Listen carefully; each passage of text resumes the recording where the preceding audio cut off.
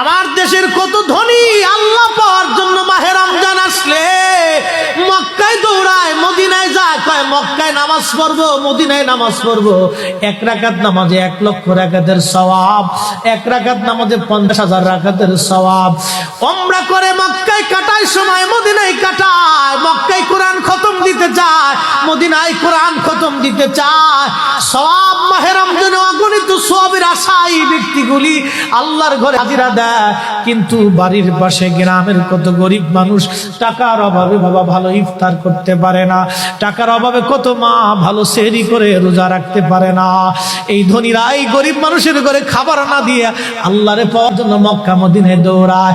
আল্লাহ ডাক দেখো, বান্দা একবার মরে দেখ, কায়দা মতো জুতা দিয়ে পিটামো, আমার বান্দারা না খেয়ে ইফতার করবে, আর তুই আল্লাহ পাওয়ার জন্য মক্কায় আইছো, এমন আল্লাহ আমি ধরা দেব না।